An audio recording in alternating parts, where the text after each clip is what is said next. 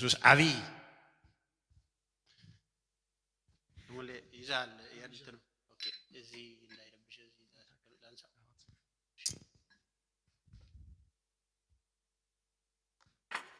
ክብር ለኢየሱስ ክርስቶስ ይሁን። የረዳን እግዚአብሔር የተባረከ ይሁን። እንደተባለው ምናልባት መባ ውስጣችሁ ያሰበውን የፍቅር ስጦታ መባ መስጠት የምትፈልጉ ሰዎች ለእግዚአብሔር ያለንን በመስጠት ደግሞ እያመለክን ክብር ለኢየሱስ ክርስቶስ ይሁን። እግዚአብሔር የዘላለም አምላክ በኢየሱስ ክርስቶስ ስም እናመሰግንሃለን። የረዳህን ያገስከን ቅዱስ የዘላለም አምላክ እግዚአብሔር በፊት ደግሞ አለን። የዘላለም አምላክ እግዚአብሔር በኢየሱስ ክርስቶስ ስም እግዚአብሔር ከሰጠህን ደግሞ በመስጠት አንተን በፊት እናመልካለን። በኢየሱስ ክርስቶስ ስም እግዚአብሔር በኢየሱስ ስም ለወንጌል ለድሆች መሆን እንዲችል እግዚአብሔር ማስተዋል ለሚሰሩበት እንድትሰጥ በኢየሱስ ክርስቶስ ስም እንጸልያለን። እግዚአብሔር መስጠት ለሚፈልጉ እንድትባርካቸው ልብን ከጉድለት መስጠትን እንድታነሳሳን በኢየሱስ ክርስቶስ ስም ጸለይን። ክብር ሁሉ ለአንተ ይሁን። አሜን። ውስጣችን ያለውን ሁላችንም እንሰጣለን። ክብር ለኢየሱስ ክርስቶስ ይሁን። እግዚአብሔር ይህንንም ያልክ እዛ ሲያይ እንደነበረ መባ ውስጥ ሲጥሉ እንደነበረ መሰብሰቢያ ውስጥ ጌታ ኢየሱስ ይህንንም ያያል። ክብር ለኢየሱስ ክርስቶስ ይሁን። ኢየሱስ ክርስቶስ ጌታ ነው። ዛሬ ማካፈላችሁ የክርስቶስ ቀን የሚል ከዚህ በፊት ጀምሬላችሁ ነበረ። አንድ ሁለት ቀን እናያለን ብለን ነበር። አሁን ወደ ሶስተኛ ወደ አራተኛው ነው። ምናልባት ለኔ መጨረሻው ነው። ክብር ለኢየሱስ ክርስቶስ ይሁን።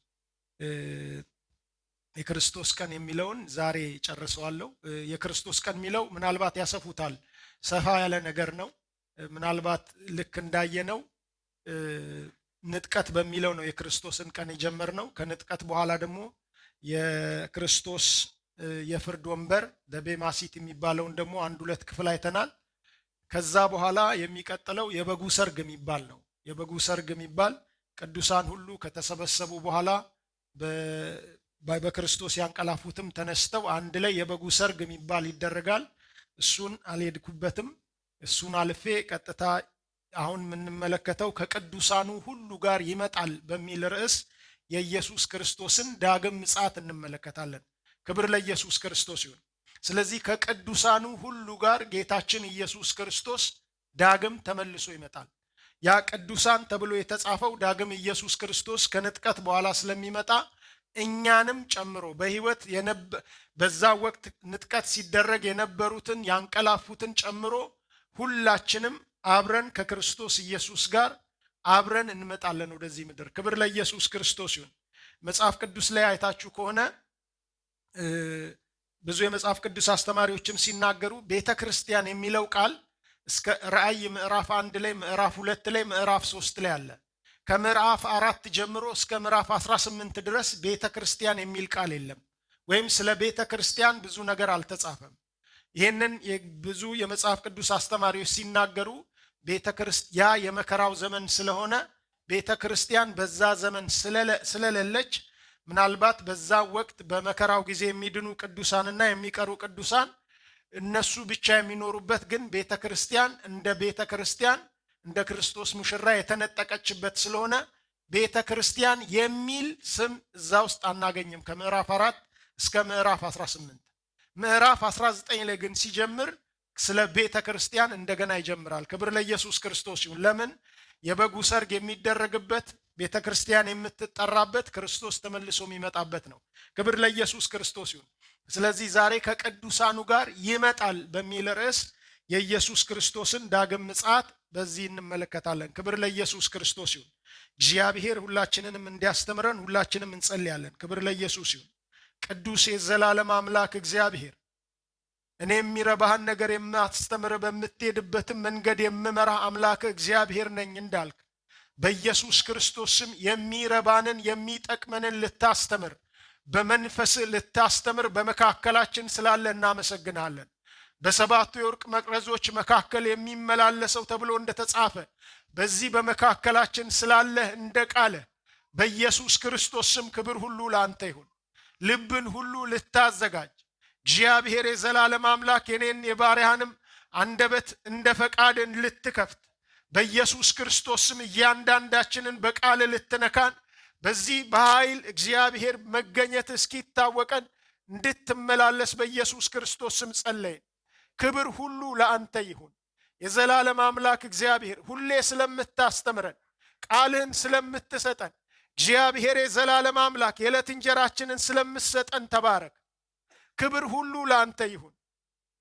ማንኛውም እግዚአብሔር የሰዎችን አእምሮ ሚይዝ የክፋት እግዚአብሔር የጨለማ አሰራር በናዝሬቱ በጌታ በኢየሱስ ስም የታሰረ ይሁን።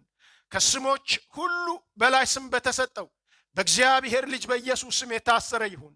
ክብር ሁሉ ለአንተ ይሁን በኢየሱስ ክርስቶስ ስም አሜን።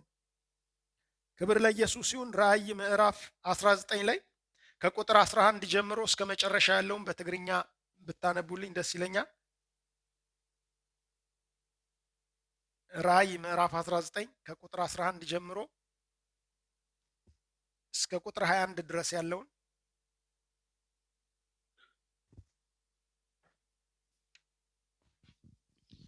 بمعالت قويتا بمنفس كونكو بدحريكا نزلت ريو زلغا عم مصحف صحيفكا هاي رأي مراف 19 كقطر 11 جمرو اسك مጨረሻው سمايكا تخفيتو ريخو انه دما አንበላይ ፈረስ ተጠቀሚጥዎ ዘለኻ እሙንን ሐቀኛን ይባል ብጽድቅ እውን ይውዝዳንን ዝዋጋን እዒንቱ ከም ሓላል ተሓውየን ኣብ ርእሱን ብዙሕ ዘውድታት ኣለዎ بجكو حدا كوازي فلتو صحف سم دما الله بدم تعلى سخدان تونزي فيو سمون قال املاخي اب سماي زلو سراويت كا صعدان صروين شاش تخدينوم اب امبلاتات افراس تقميطوم صعبو كاب افو خا نهزاب زوقعلو بلح سيف يوت نسو ببتر حاتين كغواسيوميو نسمصمق ويني نايت برتع قطعه كل زخل املاخ كا نسو يرغزو أب كدانون أم محقولتون دما نقوس نقوستات قويتا قويتاتون زبل صحف سمالوه حاد ملاخ دما أب صحيدا ويلو ريئهمو نتنا ما أكل سماي زنفرا زلوا خلنا عواف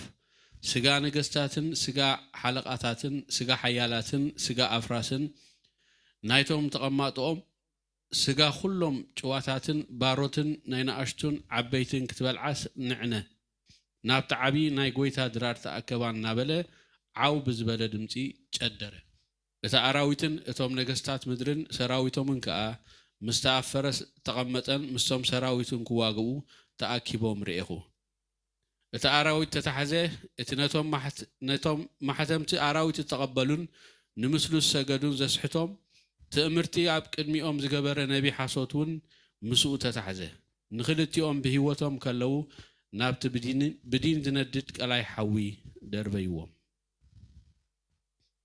بتوم استرافو دما بتخاب افتي افرس تقميط زلو زوت سيفي تقتلو كلنا عوافون سغاون بلعن صغبا كبر لኢየሱስ ክርስቶስ ይሁን።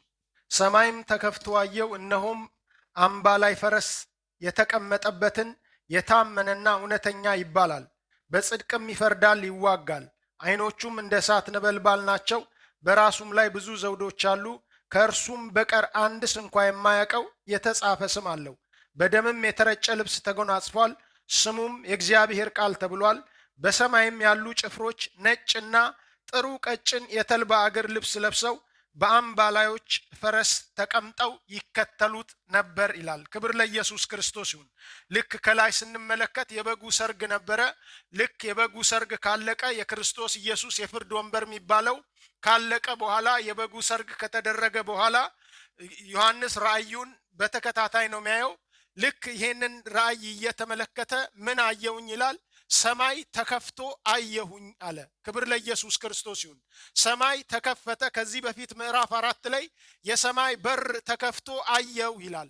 አሁን ግን ሰማይ ራሱ ወለል ብሎ ተከፍቶ ኢየሱስ ክርስቶስ እንዴት እንደሚመጣ ኢየሱስ ክርስቶስን አጅበው ቅዱሳን ደግሞ የሰማይ ጭፍራ የተባሉ በሰማይ ያሉ ቅዱሳን ሰዎችም መላእክትም ሁሉም ደግሞ እንዴት ኢየሱስ ክርስቶስን አጅበው እንደሚመጣ ኢየሱስ ክርስቶስ ልክ ወደዚህ ምድር ላይ ሲመጣ እንዴት እንደሚዋጋ እንዴት ነገስታቶች ኢየሱስ ክርስቶስን ሊዋጉ የነበሩት ሊዋጉ በጉን ሊዋጉ ተሰበሰቡ ተብሎ የተጻፈው ራእይ 17 ላይ ያሉትን እንዴት ድል እንደሚያረጋቸው ሁሉንም ነገር አውሬዎቹ እንዴት እንደሚያዙ ልክ ምዕራፍ 20 ላይ እየቀጠለ ሲሄድ ሰይጣን እንዴት እንደሚታሰር ሁሉንም ራእይ የሚያየው ሰማይ ተከፍቶ ነው። ክብር ለኢየሱስ ክርስቶስ ይሁን።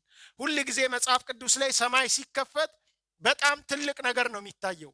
መጥምቁ ዮሐንስ መጽሐፍ ቅዱስ ሲናገር ልክ ኢየሱስ ክርስቶስን ሊያጠምቅ ሲል በቃ ኢየሱስ ለዓለም እንዲታወቅ ለዮሐንስም ጭምር እንዲታወቅ እሱ በቃ እንዲታወቅ ያውቀውም ዘንድ ሰማይ ተከፈተ።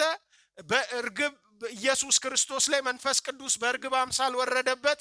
እግዚአብሔር አብ ይናገረው ነበር። ክብር ለኢየሱስ ይሁን። ስለዚህ በውሃ አጠምቅ ዘንድ የላከኝ እሱ ይሄ የምታጠምቀው እሱ ነው አለኝ አለ። ክብር ለኢየሱስ ይሁን። ሰማይ ሲከፈት የሚመጣው ብዙ ነው። እስጢፋኖስም መጽሐፍ ቅዱስ ሲናገር ሰማይ ተከፍቶ ያለው የሰውን ልጅም በእግዚአብሔር አብ ቀኝ ቆሞ አየሁት አለ። ክብር ለኢየሱስ ክርስቶስ ይሁን። ሕዝቅኤልንም ስትመለከቱ ያንን ሁሉ መልእክት የጻፈው ሰማይ ተከፍቶ ነው ይላል። ሰማይ ተከፍቶ በምርኮኞች በኮቦር ወንዝ ማዶ ያለው በምርኮኞች መካከል ቁጭ ብዬ በሰው መካከል ነው ያለው። ለሱ ግን ሰማይ ተከፈተለት። ከዛ ያንን ሁሉ ትንቢት የጻፈው ያ ሰማይ ተከፍቶለት ነው። ክብር ለኢየሱስ ይሁን። ስለዚህ ሰማይ ሲከፈት ሁሉንም ነገር ነው የሚሆነውን በቅደም ተከተል የሚሆነውን ነገር ሁሉ ዮሐንስ ሲመለከት እናያለን። ክብር ለኢየሱስ ይሁን። እግዚአብሔር ሰማይ ይክፈትልን። ክብር ለኢየሱስ። እግዚአብሔር ሰማይ ከከፈተ እግዚአብሔርን አጀንዳ ፕላን ሁሉ እናውቃለን። እግዚአብሔር ሊያደርግ ያለውን በቃ የእግዚአብሔር ኢየሱስ ክርስቶስን ማየት እንችላለን። ስለዚህ ልክ ሰማይ ተከፈተ ይልና በመጀመሪያ ያየው ምንድነው? አምባ ላይ ፈረስ የሚለው የተቀመጠበትን የታመነና እውነተኛ ይባላል፣ በጽድቅም ይፈርዳል። አምባ ላይ ፈረስ ማለት ነጭ ፈረስ ማለት ነው። ክብር ለኢየሱስ ክርስቶስ ይሁን። ልክ ሰማይ ሲከፈት ነጭ ፈረስ አየውኝ አለ። በዚህ በነጭ ፈረስ ላይ ደግሞ ታማኝና እውነተኛ የሚል ጽሑፍ ያለበት የተቀመጠበትን በሱ ላይ አየሁኝ አለ። ክብር ለኢየሱስ ክርስቶስ ይሁን። ጌታችን ኢየሱስ ክርስቶስ ልክ ከበጉ ሰርግ በኋላ ሲመጣ የተቀመጠው ነጭ ፈረስ ላይ ተቀምጦ ነው የሚመጣው ይላል። ክብር ለኢየሱስ ይሁን። በዛ ዘመን ልክ ጦርነት ተዋክተው የተለመደ ነው። በዛ ዘመን ሰዎች ልክ ጀነራሉ ወይ ደግሞ ጦሩን የሚመራው ከተማን ከተቆጣጠሩ በኋላ የተቆጣጠሩበት ከተማ ከኋላ በሚገባበት ጊዜ የሚገባው በነጭ ፈረስ ተቀምጦ ነው። በጦርነት ጊዜ ማለት ነው። ወደ ንጉሱም ሪፖርት ይዞ ሲሄድ ወደ አሸንፈው ወደ አገራቸውም ሲመለሱ መሪዎቹ የሚቀመጡት በነጭ ፈረስ ላይ ተቀምጠው ነው የሚቀመጡት። ስለዚህ ጌታ ኢየሱስ ክርስቶስን ገና ከመጀመሪያው የሚስለው ከጦርነት ጋር አያይዞ ነው። ክብር ለኢየሱስ ይሁን። ስለዚህ ጌታ ኢየሱስ ክርስቶስ ልክ ዘካርያስ ምዕራፍ 9 ላይ በፊት እንዳየነው ወደ ኢየሩሳሌም ሲመጣ በፈረስ በነጭ ፈረስ ላይ ሳይሆን የተቀመጠው በአህያ ላይ ተቀምጦ ነው ይላል መጽሐፍ ቅዱስ ሲናገር። እነሆ በቃ ንጉስሽ በአህያ ላይ ተቀምጦ የዋህ ሆኖ ወደ አንቺ ይመጣል ተብሎ ተጻፈ። ሲመጣ ለመዋጋት አይደለም፣ የዋህ ሆኖ ነው ጌታ ኢየሱስ ክርስቶስ የመጣው። የዋህ ሆኖ ሰዎችን ሊያድን፣ ሰዎችን በየዋህነት ሊያገለግል፣ ዝቅ ብሎ ሊያገለግል ለዛ ነበር የመጣው። ስለዚህ እያዩ ይንቁት ነበረ ጌታ ኢየሱስ ክርስቶስን። አሁን ግን ሲመጣ እንደምንድን ነው የሚመጣው ይላል? እንደ ድል አድራጊ እንደሚዋጋ ይዋጋል ነው የሚለው። በቃ ለመዋጋት ቅዱሳኑን ሰብስቦ ወደዚህ ምድር ላይ የሚመጣው በጦርነት መካከል ነው የሚመጣው። የአርማጌዶን ጦርነት የሚባል ለመዋጋት ለመምታት ነው የሚመጣው፣ ለማድቀቅ ነው የሚመጣው። ክብር ለኢየሱስ ይሁን። ስለዚህ የተቀመጠው ምን ላይ ነው ይላል? በነጭ ፈረስ ላይ ተቀምጦ ነው የሚመጣው። ክብር ለኢየሱስ ክርስቶስ ይሁን። ከዛ ምን ያደርጋል ይላል? ይዋጋል፣ በጽድቅ ደግሞ ይፈርዳል ይላል። ክብር ለኢየሱስ ክርስቶስ ይሁን። የታመነና እውነተኛ ይባላል፣ በጽድቅ ይፈርዳል ይዋጋልም ይላል። ክብር ለኢየሱስ ክርስቶስ ይሁን። አሁን የሚፈርደው ፍርድ ልክ የሰውን ልጅ ይፈርድ ዘንድ አላከውም ተብሎ ነው በፊት የተጻፈው። ለማዳን ብቻ ነው የተላከው። ለማዳን ወንጌል ይሰብካል፣ ለማዳን ይሞታል፣ ለማዳን ይዋረዳል፣ ለማዳን ይሰደዳል። አሁን ግን ለዛ አይደለም የሚመጣው። ክብር ለኢየሱስ ይሁን። እግዚአብሔር ራሱ በቃ ምን የሚል ስም ሰጥቶታል? ታማኝና እውነተኛ ብሎታል። ክብር ለኢየሱስ ይሁን። ታማኝ ነው። የእግዚአብሔርን ፈቃድ ለመፈጸም እግዚአብሔር የጻፈውን በቃ ያደረገውን ነገር ሁሉ ለመጠቅለል ምን ያለ ነው? ታማኝ ነው። ክብር ለኢየሱስ ክርስቶስ ይሁን። ኢየሱስ መጽሐፍ ቅዱስ ይሄንን ነገር እያወዳደረ ዮሐንስ የሚናገርበት አንዱ ምክንያት ልክ ራእይ 6 ላይ ሄዳችሁ ስትመለከቱ ሐሰተኛው ክርስቶስ ራእይ ምዕራፍ 13 ላይ አውሬው ተብሎ የተጻፈው ሐሰተኛው ክርስቶስ ምን ላይ ነው የሚቀመጠው ይላል መጽሐፍ ቅዱስ ሲናገር። ራእይ ምዕራፍ 6 ሄዳችሁ ስትመለከቱ እርሱም ነጭ ፈረስ ላይ ነው የሚቀመጠው ይላል መጽሐፍ ቅዱስ ሲናገር። እንደ ድል አድራጊ ወጣ ይላል። እንደ ድል አድራጊ ወጣ፣ በነጭ ፈረስ ላይ ይቀመጥ። ኢየሱስ ክርስቶስ የሚያደርገውን ነገር ሁሉንም ኮፒ ያደርጋል። እሱ እንደ ድል አድራጊ ወጣ ይላል። እግዚአብሔርም ይሰለጥን ዘንድ ደግሞ ስልጣንን ሰጠው። ኢቭን ቅዱሳን በዛ ዘመን ያሉትን ሁሉ እንኳን አሳልፎ ለሱ ይሰጣል ይላል። ስለዚህ ለጊዜው ድል የሚመስል ነገር አለው። ለጊዜው ሁሉም ነገር ስለሚሰጠው ድል ያደርጋል ለጊዜው የተወሰነ ጊዜ። ስለዚህ በነጭ ፈረስ ላይ እሱ ይቀመጣል። የሚያደርገው ልክ ዮሐንስ ራእይ ላይ 6 ላይ እንደምትመለከቱት የሚያደርጋቸው ነገሮች አሉ። ራእይ 13 ላይም ስትመለከቱ ስለተፈቀደለት የሚሳካለት ነገር አለ። ዓለምን መንግስታት ሁሉ ህዝብ ያስከትላል። የዓለም መንግስታት ሁሉ ስልጣናቸውን ይሰጡታል። ሁሉንም ነገር በዚህ ምድር ላይ ስልጣን ሁሉ ሰይጣን መጽሐፍ ቅዱስ ሲናገር ዘንዶ ስልጣን ሰጠው ይላል። ስለዚህ ዘንዶ ስልጣን የራሱን ዙፋን የራሱን ስልጣን ስለሰጠው በዘንዶ ወይም በሰይጣን በዲያብሎስ ስለሚሰራ ዓለም ሁሉ ይከተለው ነበር ይላል መጽሐፍ ቅዱስ ሲናገር። እርሱን የሚመስል ማን አለ ይል ነበር ይላል የሰው ልጆች ሁሉ። ስለዚህ ሰይጣን ስለዚህ አውሬውን ሲመጣ በነጭ ፈረስ ላይ ነው የሚቀመጠው። እንደ ድል አድራጊ ይመጣል ይላል መጽሐፍ ቅዱስ ሲናገር። ድል አድራጊ አይደለም ግን እንደ ድል አድራጊ ይመጣል። እግዚአብሔር ድል እንዲያደርግ ስለሰጠው ለመቼ? ለ3 ዓመት ተኩል ለዛ ለ7 ዓመት ውስጥ። ክብር ለኢየሱስ ክርስቶስ ይሁን። ጌታችን ኢየሱስ ክርስቶስ ግን መጽሐፍ ቅዱስ ሲናገር ምን ይላል? እውነተኛው ነው ይላል። እውነተኛው ክርስቶስ እውነተኛው ድል አድራጊ ነው። እውነተኛ የሚዋጋ ነው። እውነተኛው ነው። ታማኝ ነው። ልክ መጽሐፍ ቅዱስ ሲናገር ዮሐንስ ወንጌል ምዕራፍ 17 ላይ የሰጠኸኝን ሥራ ሁሉ ይኸው ፈጽሜ አከበርኩ አለ። በጣም እጅግ በጣም ከባድ የሆነውን ሥራ መለኮት የነበረው ሰው ሆኖ በዚህ ምድር ላይ መጥቶ ስጋን ለብሶ መጥቶ ተዋርዶ እግዚአብሔር በቃ የሰጠውን የእግዚአብሔርን ፈቃድ ምን አደረኩ? ፈጽሜ አከበርኩ አለ። ክብር ለኢየሱስ ይሁን። ስለዚህ መጽሐፍ ቅዱስ ምን ይለዋል? ጌታችን ኢየሱስን ታማኝ ነው። አሁን የቀረውን ሥራ ደግሞ ለማድረግ ታማኝ ነው። ክብር ለኢየሱስ ክርስቶስ ይሁን። ሐሰተኛውን ክርስቶስ ስትመለከቱ በዚህ ምድር ላይ ሰላምን በማምጣት ይጀምራል። ሰላም የሚመስል ነገር የዓለምን ሕዝብ በተለይ የአረቡን ዓለም ከእስራኤል ጋር ያስታርቃል።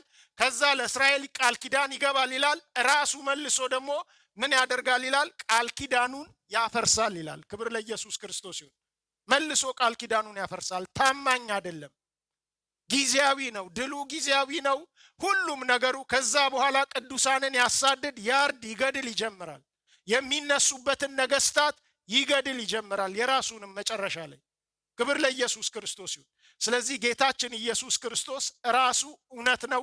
እንደገና ደግሞ እውነተኛ ነው። ክብር ለኢየሱስ ይሁን። ቅዱሳንን ይጠብቃል። ቅዱሳንን ይሰበስባል። አንድ ሳይቀር ኢየሱስ ክርስቶስ ሁሉንም ቅዱሳን ይሰበስባል። ሲመጣም ደግሞ በክብሩ ቀን ይዟቸው ወደዚህ ምድር ይመጣል። ክብር ለኢየሱስ ክርስቶስ ይሁን። ስለዚህ ምንድነው? ታማኝና እውነተኛ ነው። ቃሉን የሚያጥፍ አይደለም። ስለዚህ እንደገና በጽድቅ ይፈርዳል ይላል። እንዳየ ዝም ብሎ ልክ ሰዎች እንደሚፈርዱት ሳይሆን በጽድቅ በትክክል የሚፈርድበት ጊዜ ነው። ያኘ ምህረት የሚባል የለም። ልክ በአህያ ላይ ተቀምጦ እንደመጣ የዋህነት የሚባል ትሁት ነው ጌታ ኢየሱስ። ሲመጣ ግን በትህትና አይገለጥም። ከዛ በኋላ የሚመጣው ተዋጊ ሆኖ ነው። በአፉ ሰይፍ የሚያጠፋ ሆኖ የሚያደቅ ሆኖ ጌታ ኢየሱስ ክርስቶስ ይመጣል። ክብር ለኢየሱስ ክርስቶስ ይሁን። አንዳንድ ጊዜ ጌታ ኢየሱስ ክርስቶስን የምናየው በቃ ልክ ቤተ ክርስቲያን ውስጥ በሳልነው ስዕል ነው። አዳኝ ነው፣ ቅዱስ ነው፣ ይረዳል፣ ይደግፋል። በዚህ መልኩ ነው በቃ ቤተ ክርስቲያን ውስጥ ባለ ነገር ነው የምናየው። በዛ ጊዜ ጌታ ኢየሱስ ክርስቶስ ሲመጣ ሌላ ሰው ነው። ሙሉ በሙሉ የሚዋጋ የሚያደቅ የእግዚአብሔርን የወይን መጥመቂያ ቁጣ የሚጨምቅ የሚረግጥ የሚያደቅ እንደዚህ አይነት ሆኖ ነው የሚመጣው። የብረት ዘንግ ይዞ በብረት ዘንግ ይቀጠቅጣል ይላል መጽሐፍ ቅዱስ ሲናገር። ሌላ ሆኖ ነው የሚመጣው ጌታ ኢየሱስ። እንደምናስበው ብዙ ጊዜ ኢየሱስን እንደሳለው መዳን ስለምንፈልግ ከዛ ጋር አያይዘን ምሕረት ስለምንፈልግ እግዚአብሔር ኃጢአታችንን ይቅር ስለምንፈልግ አያይዘን የሳለው ስዕል አለ። ነገር ግን በዛ ጊዜ ሲመጣ መጽሐፍ ቅዱስ ሲናገር ያለ ኃጢአት ይታያል ይላል። ለመሞት አይመጣም፣ ምሕረት ለማድረግ አይመጣም፣ ለመቅጣት ይመጣል። ቅዱሳኑ ሁሉ ከእርሱ ጋር ናቸው። የቀሩት ብዙዎቹ ምድር ላይ ያሉት ጠላቶች ናቸው። ስለዚህ ምን ሊያደርግ ይመጣል? ሊዋጋ ይመጣል ይላል። ክብር ለኢየሱስ ክርስቶስ ይሁን። ውጊያ ሊያደርግ ይመጣል ይላል። ዓይኖቹ እንደ እሳት ነበልባል ናቸው፣ በራሱ ላይ ብዙ ዘውዶች አሉ፣ ከእርሱ በቀር አንድ ስንኳ የማያውቀው የተጻፈ ስም አለው ይላል። ክብር ለኢየሱስ ክርስቶስ ይሁን። ዓይኖቹ ፔኔትሬት በጣም የሚያደርጉ ናቸው። መጽሐፍ ቅዱስ ሲናገር ከዚህ በፊትም አይተናል። መጽሐፍ ስለ ኢየሱስ ክርስቶስ ሲናገር የሚሰራ ነው ይላል። በቃ በእግዚአብሔር ቃል ይመስለውና ጌታ ኢየሱስን የሚሰራ በሁለት ወገን እንደተሳለ ስለታም ሰይፍ ነው ይላል። ቅልጥምን ጅማትን ሁሉ ለያይቶ ወጥቶ ሄዶ ልብ ጋር የሚደርስ ነው፣ ስለታም ሰይፍ ነው ይላል። ክብር ለኢየሱስ ይሁን። ለምንድን ነው ቅልጥምን ጅማትን እንደዚህ የሚለያየው? ነፍስን ለያይቶ የት ለመድረስ ነው ይላል? ልብ ጋር ለመድረስ ነው ይላል፣ ለመፍረድ። ክብር ለኢየሱስ ክርስቶስ ይሁን። ልብ ጋር ይደርስና ምንን ይመረምራል ይላል? የልብን ምኞትና ሐሳብ ይመረምራል ይላል። ክብር ለኢየሱስ ይሁን። እኛ ብዙ ጊዜ እዚሁ ፋሽ ያለ እዚሁ ፊት ላይ ነው የምንቀረው። በቃ የሰውን ፊት እናያለን፣ መልክ እናያለን፣ ፈገግታ እናያለን።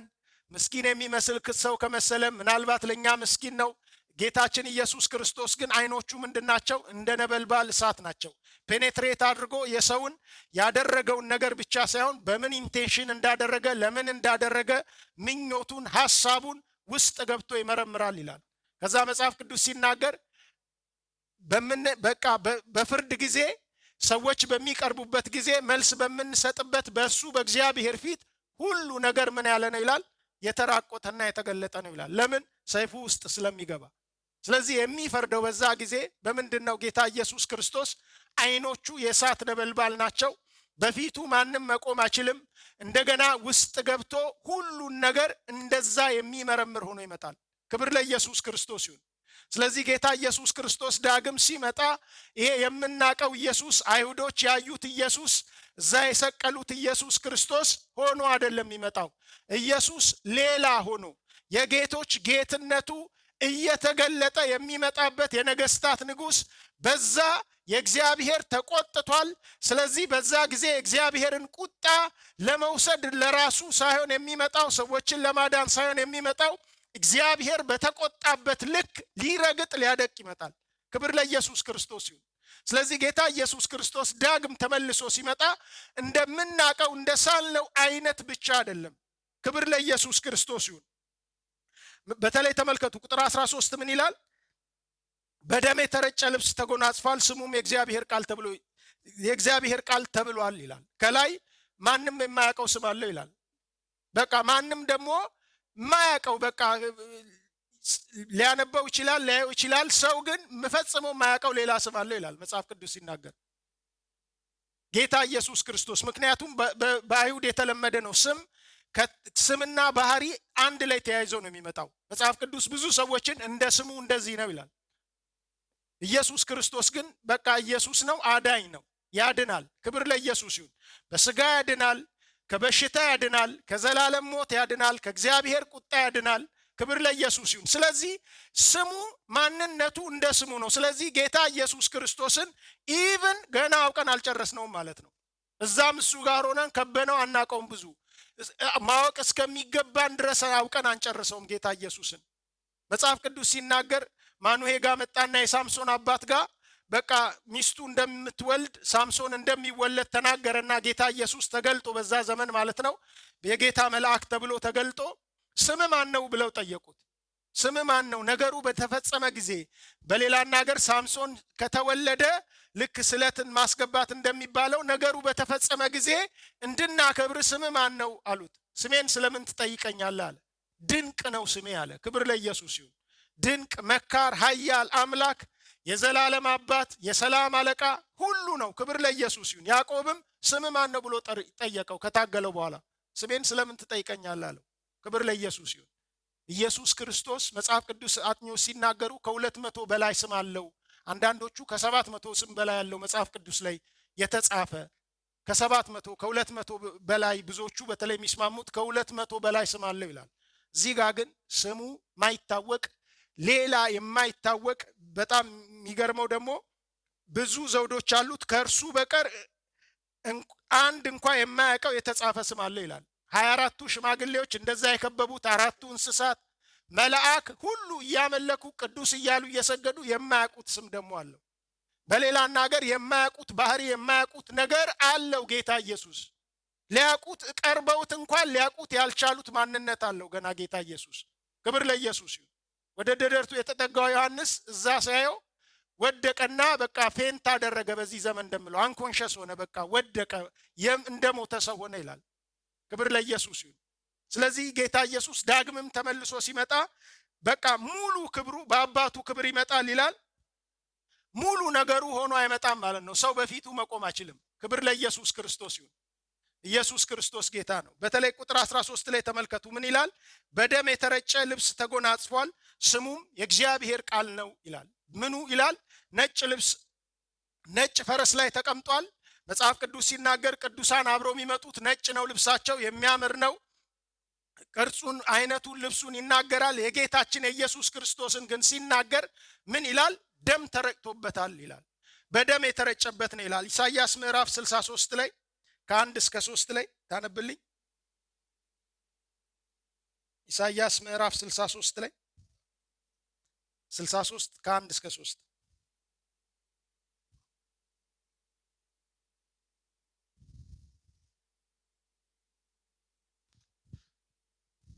እዚ ብክዳውንቱ ዘጌፀ ብሓይሊ ጉልበቱ ዝሽንን ካብ ኤዶም ካብ ቦፅራ ግምጃ ለቢሱ ዝመጽእ መን እዩ? ኣነ እቲ ብጽድቂ ዝዛረብ ንምድሓን ስልጡን ስለምንታይ ክዳንካ ቂሐ ስለምንታይ ከኣልባስካ ነቲ ናይ ርጋፅ ዘቢብ መሰለ? መዓልቲ ምፍዳይ ሕነ ኣብ ልበይ ነይራ ዓመትቶም ብጅዋተይ ከዓ መፅያያ እሞ ኣነ በይነይ ነቲ መፅሞቕ ዘቢብ ክረገጽክዎ ካብ ህዝብታት ሓደ እኳ ምሳይ ነበረን ብኾራይ ረገጽክዎም ብነድረይ ድማ ጨፍለቕክዎም ደሞም ኣብ ክዳውንተይ ተናጠረ ብዘሎ አልባሰይ ከዓ ጸየቅኩ። ክብር ለኢየሱስ ይሁን። ይህ ከኤዶምያስ ልብሱም የቀላ ከባሶራ የሚመጣ አለባበሱ ያማረ በጉልበቱ ጽናት የሚራመድ ማን ነው? በጽድቅ የምናገር ለማዳን የበረታ እኔ ነኝ። ቀሚስ ስለምን ቀላ? ልብስ በወይን መጥመቂያ እንደሚረግጥ ሰው ልብስ ስለምን መሰለ? መጥመቂያውን ብቻዬን ረግጫለሁ፣ ከአሕዛብም አንድ ሰው ከኔ ጋር አልነበረም። በቁጣዬም ረገጥኳቸው፣ በመዓቴም ቀጠቀጥኳቸው። ደማቸውም በልብሴ ላይ ተረጭቷል። ልብሴን ሁሉ አሳድፍ ያለው የምበቀልበት ቀን በልቤ ነውና የሚቤዥበትም ዓመት ደርሷል ይላል። ክብር ለኢየሱስ ይሁን። ኢየሱስ ክርስቶስ ተመልከቱ፣ ይሄንን ነው እዛ ጋር የሚያየው ዮሐንስ ማለት ነው። ስለዚህ ጌታችን ኢየሱስ ክርስቶስ ልክ በዛ ዘመን እንደምታውቁት ከተሞች ሁሉ በአጥር ይታጠራሉ። ከዛ እዛ ላይ ጉበኞች የሚባሉ ከተማን የሚጠብቁ ሰዎች ይቀመጣሉ። ወደ ከተማ ማንም ሰው ሲገባ የመጀመሪያው ስሙ ይጠየቃል። ከዛ በኋላ ማንነቱ ቼክ ይደረጋል። ወደ ከተማ የሚገባ ጉበኞች አጥሩ ከተማው ተዘግቶ ስለሚቀመጥ በሩ። ስለዚህ እነኚህ ጉበኛዎች ልክ እዚህ ጋር ያስቀመጠው እንደዛ ነው። ጉበኞች እዛ አጥሩ ላይ ተቀምጠው አንድ ሰው ከሩቅ ሲመጣ ያሉ፣ ይሄ ሰው ምን አይነት ከየት ነው የሚመጣው ይላል። ከኤዶምያስ ነው የሚመጣው። ከባሶራ የሚባል ምናልባት ዋና ከተማቸው ነው። ከዛ የሚመጣ ነው። አለባበሱ ያማረ ነው።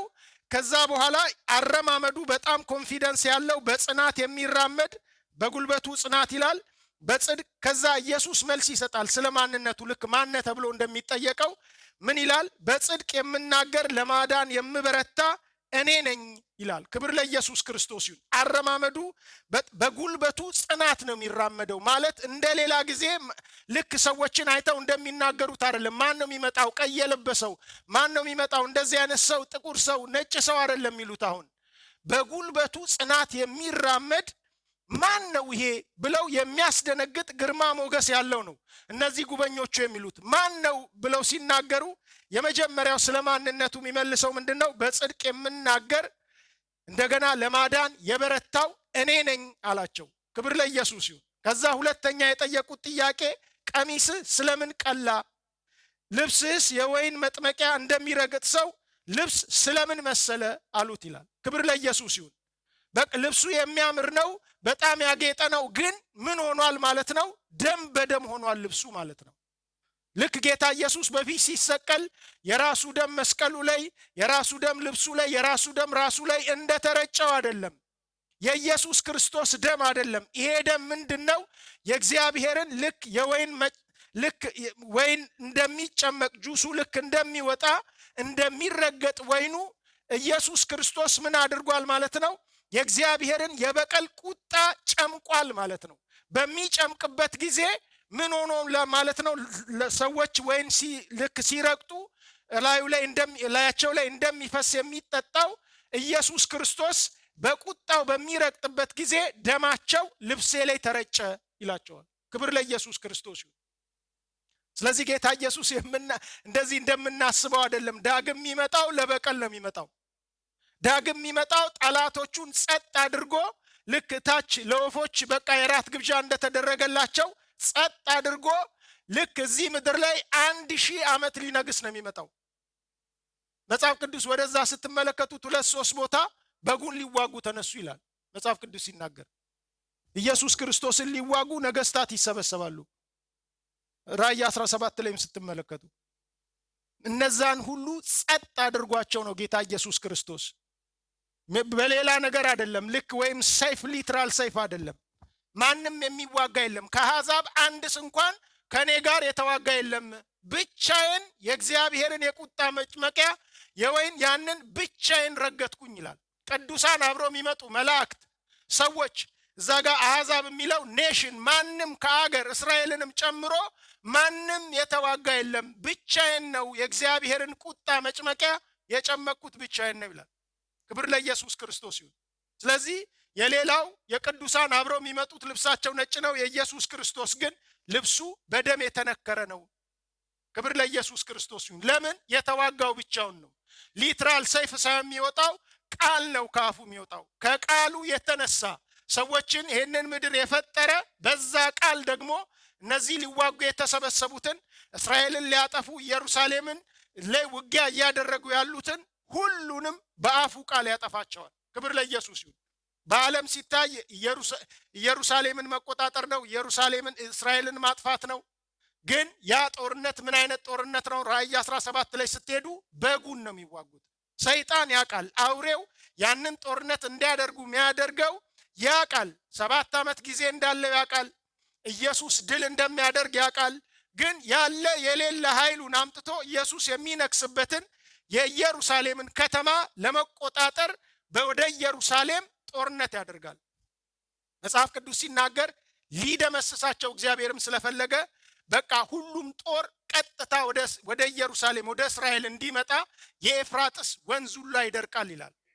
በቃ ከአጋንንት አፍ እየወጣ እንደ ጓጉንቸር የሚመስሉ በዓለም ላይ እየሄዱ በዛ ዘመን ዓለምን ሁሉ ለጦርነት የሚያነሳሱ ሰዎች ይመጣሉ። ሁሉም ወዴት ነው ጦርነቱ የሚደረገው? ወደ ኢየሩሳሌም ነው። ስለዚህ የራሳቸው ፍላጎት ያላቸው የአረቡ ዓለም አገር ሰዎች አሉ። በእስራኤል ብዙ በደል ደረሰብን የሚሉ ብዙ ነገሮች አሉ። በእስራኤል ምክንያት ዓለም እየተጎዳን ያለ ነው የሚሉ አሉ። ሁሉም ተሰብስበው ጦርነት ያደርጋሉ። የአውሬው ግን ዓላማ የዲያብሎስ ዓላማ ግን በጉን መዋጋት ነው። ኢየሩሳሌምን መያዝ፣ ኢየሱስ እንዳይነግስ ማድረግ ማለት ነው። ስለዚህ ኢየሱስ ሌላ ጦር አይፈልግም፣ መላእክቱንም አይፈልግም። ስለዚህ ምን ያደርጋል ጌታ ኢየሱስ ክርስቶስ? የሚያደርገው በአፉ ቃል ያጠፋቸዋል ይላል። ሰይፉ ያ ነው። ክብር ለኢየሱስ ክርስቶስ ይሁን። ስለዚህ ከጌታ ከኢየሱስ ክርስቶስ ጋር የሚዋጋ ማንም የለም። ምን ይላል? በቁጣ የረገጥኳቸው በመዓቴም ቀጠቀጥኳቸው፣ ደማቸውም በልብሴ ላይ ተረጭቷል፣ ልብሴንም ሁሉ አሳድፌአለሁ ይላል። ክብር ለኢየሱስ ይሁን። መዝሙር 2 ቁጥር 9 ላይም ስንመለከት መዝሙር ምዕራፍ 2 ስለ ጌታችን ስለ ኢየሱስ ነው የተጻፈው። በግልጽ ስለ ኢየሱስ ክርስቶስ የተጻፈ ነው። ኢየሱስ ክርስቶስ ሲመጣ የሚፈጸም ነገር የተጻፈ ነው። ግን ቁጥር 9ን ብቻ እንመለከታለን። እንደዚህ ይላል፣ እኔ ግን ንጉሴን ሾሙ በተቀደሰው ተራራዬ ላይ በጽዮን ላይ ይልና ትእዛዙን እናገራለሁ። እግዚአብሔር አለኝ አንተ ልጄ ነህ፣ እኔ ዛሬ ወለድኩ። ለምነኝ አሕዛብን ለርስት የምድርንም ዳርቻ ለግዛት እሰጣለሁ ይልና ቁጥር 9 በብረት በትር ትቀጠቅጣቸዋለህ፣ እንደ ሸክላም ሰሪ ዕቃዎች ትቀጠቅጣቸዋለህ ይላል። ክብር ለኢየሱስ ክርስቶስ ይሁን። ኣነ ኣብ ጽዮን ኣብ ቅዱስ ኮረነይ ንጉስ ሸምኩ ይብል እቲ ምዱብ ምኽሪ ነግር ኣለኹ። እግዚአብሔር በለኒ ንስኻ ወደይኻ ኣነ ሎሚ ወለድኩኻ ኣሕዛብ ንርስትኻ ወሰናት ምድርኻ ንጥሪትካ ክህበካ ስለምነኒ ብበትሪ ሓፂን ክትቅጥቅጦም ከም ኣቕሓ ስራሕ መሬት ከዓ ክትሰባብሮም ኢኻ። ክብር ለኢየሱስ ክርስቶስ ይሁን። ሲጀምር ምን ይላል? ቁጥር 6 ላይ እኔ ግን ንጉሴን ሾምኩ ይላል። ብዙ ጊዜ ዳዊት ንጉስ ሾምኩ እግዚአብሔርን ሾምኩት ንጉስ አድርጌ እንደሚል ነው ብዙ ጊዜ የሚሰበከው። ግን እግዚአብሔር እኔ ንጉስ ሾምኩኝ አለ። ማን ነው እሱ ንጉስ? ጌታ ኢየሱስ ክርስቶስ ነው። ክብር ለኢየሱስ ይሁን። ንጉስ አድርጌ ኢየሱስ ክርስቶስን ሾምኩት። ከዛ ደግሞ ለምነኝ፣ ሁሉንም ነገር የምትለምነኝን እሰጥሃለሁ አለው ጌታ ኢየሱስ ክርስቶስ። እግዚአብሔር ማለት ነው ለኢየሱስ። አሕዛብን ለርስት አድርጌ እስከ ምድር ዳርቻ ሁሉንም ነገር እሰጥሃለሁ ለምነኝ አለ። ያ ነገር ይፈጸማል በአንድ ሺው መንግስት ዘመን መንግስት ጊዜ። ኢየሱስ ሲመጣ አይታችሁ ከሆነ ምንም አይነት ፍርድ አይፈርድም። ወደ አሕዛብ አይሄድም። ራሱም ደቀ መዛሙርቱንም ወንጌል ስበኩ ሲላቸው ወደ አሕዛብ ከተማ እንዳትገቡ፣ በዚህ ወደ ሳምራይን ከተማ እንዳትገቡ፣ በአሕዛብ መንገድም እንዳትሄዱ፣ ለጠፉት በጎች ብቻ ስበኩ። መታ አድን ልጄን አድንልኝ ባክ ጋኔን እያስቸገረ ነው ስትል እኔ የተላኩት ለጠፉት በጎች ብቻ ነው ይል ነበር ጌታ ኢየሱስ። ከሞት ሲነሳ ግን ከሞት ልክ እንደተነሳ ግን ስልጣን ሁሉ በሰማይና በምድር አሁን ተሰጠኛለ። ስለዚህ ወደ አሕዛብ አትሂዱ አትስበኩ ያለው ኢየሱስ አሁን እስከ ዓለም ምድር ዳርቻ ድረስ ሄዳችሁ ስበኩ አለ። መጽሐፍ ቅዱስ ሲናገር ዕብራውያን 2 ላይ ሲናገር አሁን ለኢየሱስ ሁሉ እንደተገዛለት አናይም ይላል። አሁን ማለት በዚህ ዘመን የተገዙለት ኢየሱስ ጌታ ነው የሚሉት ያመኑት ናቸው። በዛ ጊዜ ግን ሲመጣ ወደዱም ጠሉም ልክ ዳንኤል 7 ላይ እንደተጻፈ ከነገድ ከቋንቋ ከምንድን ነው አሁን የተዋጀው? ያኔ ግን ነገድ ሁሉ ቋንቋ ሁሉ ህዝብ ሁሉ አገር ሁሉ ነገስታት ኪንግደም ሁሉም ወደዱም ጠሉም ለኢየሱስ ይገዛሉ። በቃ ያኔ እግዚአብሔር ንጉሴን ሾምኩ እንዳለ የነገስታት ንጉስ የጌቶች ጌታ ነው ኢየሱስ። ያን ጊዜ በትክክል ንግስናው በትክክል የነገስታት ንጉስ የጌቶች ጌታ የሆነው ያ ኦፊሱ በትክክል ይሰራል። ክብር ለኢየሱስ ክርስቶስ ይሁን። ስለዚህ በዚህ በኃይል በቃ የሚመጣው ልክ ምን ይላል? በብረት በትር ትቀጠቅጣቸዋለህ ይላል። የአንድ ሺው ዓመት መንግስት የሚባለው ኢየሱስ የሚነክሰው ወደው በቃ ፈቅደው እናንግሰው ብለው ልክ ተማክረው አይደለም። ዩናይትድ ኔሽን የሆነ ነገር አድርጎ አይደለም፣ ተቀጥቅጠው ነው። ልክ ሸክላን ታደቃቸዋለህ። የብረት በትር አስቡ ውስጥ የብረት በትር ትቀጠቅጣቸዋለህ ይላል። ክብር ለኢየሱስ ክርስቶስ ይሁን። ስለዚህ መንግስት ለኢየሱስ ክርስቶስ በኋላ የሚሆነው በዚህ መልኩ ነው። ኢየሱስ ክርስቶስ ሲመጣ የሚመጣው በዚህ መልኩ ነው። ክብር ለኢየሱስ ክርስቶስ ይሁን። ወደ ራእይ 19 ብዙ ቦታ መጽሐፍ ቅዱስ ላይ ልክ በላምም ሲናገር ትንቢት ሲናገር ስትመለከቱ እንደዚህ አይነት ነገሮችን ነው የሚናገረው። ጌታ ኢየሱስ ክርስቶስ እንደሚቀጠቅጥ እንደዚህ እንደሚያደርግ ነው የሚናገረው። በተለይ ተመልከቱ ቁጥር 10 ምን ይላል? ቁጥር 14 በሰማይ ያሉ ጭፍራዎች ነጭና ጥሩ ቀጭን የተልባ እግር ለብሰው በአምባ ላይ ፈረሶች ተቀምጠው ይከተሉታል ይላል። ክብር ለኢየሱስ ክርስቶስ ይሁን። አንዳንዱ ትርጉም በሰማይ ማለት ቅዱሳን ይላቸዋል ጭፍራዎች የሚለውን። በሰማይ ያሉ ጭፍራዎች ነጭና ጥሩ ቀጭን የተልባ እግር ልብስ ለብሰው በአምባ ላይ ፈረሶች ተቀምጠው ይከተሉታል ይላል። ክብር ለኢየሱስ ይሁን። ኢየሱስ ሲመጣ አምባ ላይ የሚለው ነጭ ነው እንዳልኳችሁ። በነጭ ፈረስ ቅዱሳን ሁሉ ተቀምጠው ጌታ ኢየሱስ ክርስቶስን ምን ያደርጉታል ይላል? ይከተሉታል ይላል። እነዚህ ቅዱሳን ተብለው የተጻፉት እነማን ናቸው? ቅዱሳን መላእክት ናቸው። ቤተ ክርስቲያን የተነጠቀችው ቤተ ክርስቲያን ነች። በዛ በመከራው ጊዜ የተሰዉ ቅዱሳን ናቸው። በዛን ጊዜ ብቻ የዳኑ በብሉይ ኪዳን ጊዜ የነበሩ አማኞች ናቸው። ጌታ ኢየሱስ ክርስቶስን ተከትለው አንድ ላይ ከመላእክት ጋር ኢየሱስ ክርስቶስን ምን አድርገው ይላል? አጅበው እነሱም በነጭ ፈረስ ተቀምጠው ምን ያደርጉታል ይላል? ይከተሉታል ጌታ ኢየሱስ ሲመጣ ይላል። በራሱ ላይ ብዙ ዘውዶች አሉት ጌታ ኢየሱስ ሲናገር። በዛ የሚቀመጠው ብዙ ዘውዶች አሉት ይላል። መጽሐፍ ቅዱስ ራእይ 13 ላይ ስትመለከቱ አውሬው 10 ዘውዶች ነበሩ ይላል። 10 ኪንግደሞችን በትክክል ተቆጣጥሯል ማለት ነው። ልክ ትልልቅ ኪንግደሞች ልክ በዚህ ዘመን አውሮፓ ዩኒየን፣ አሜሪካ፣ ራሻ፣ ቻይና ምን እንደሚባሉ ልክ እንደዚህ 10 ኪንግደሞችን በሙሉ የያዘ ነበረ። የኢየሱስን ግን የኪንግደሙን ቁጥር አይናገርም። ለምንድን ነው የማይናገረው? የነገስታት ንጉስ ነው፣ የጌቶች ጌታ ነው። ብዙ ሁሉም ኪንግደም የሚገዙለት ነው። ስለዚህ ብዙ ናቸው በዛ ዘመን የሚኖሩት ብዙ መንግስታት ናቸው። ሁሉም ለኢየሱስ የሚገዙለት ስለሆነ 10 15 20 ተብሎ አልተጻፈም። ብዙ ዘውዶች በራሱ ላይ ነበሩ። ክብር ለኢየሱስ ክርስቶስ ይሁን። ስለዚህ ጌታ ኢየሱስ ክርስቶስ ተመልሶ በሚመጣበት ጊዜ ቅዱሳን ሁሉ አብረውት ይመጣሉ ማለት ነው። መጽሐፍ ቅዱስ ብዙ ቦታ ስትመለከቱ አንደኛ ተሰሎንቄ ምዕራፍ 1 ላይ፣ ሁለተኛ ተሰሎንቄ ምዕራፍ 1 ላይ ከቅዱሳን መላእክቱ ጋር ይመጣል ይላል። ከኃያላን መላእክቱ ጋር ይመጣል ይላል። እናንተ ጻፉት። ሁለተኛ ተሰሎንቄ ምዕራፍ 1 ቁጥር ከ6 እስከ 7 በተለይ እሱን እናንብበው። ኢየሱስ ለምን እንደሚመጣም እዛ ጋር ይናገራል። ሁለተኛ ተሰሎንቄ በትምግላጽ ጎይታና ኢየሱስ ካብ ሰማይ ምስ መላእክቲ ስልጣኑ ንኣኻትኩም ጸቢብኩም ዘሎን ምሳና ዕረፍቲ ነቶም ጸቢብኩም ዘጻብልኩም ዘለውን ጸባ ፈዲ በአምላኽ ቁንዕ እሞ ነቶም ንአምላኽ ዘይፈልጥዎን ንወንጌል ጎይታና ኢየሱስ ዘይእዘዝዎን በሃልሓል ተሐዊ ሕነኽ ፈድዮም እዩ። ክብር ለኢየሱስ ክርስቶስ ይሁን።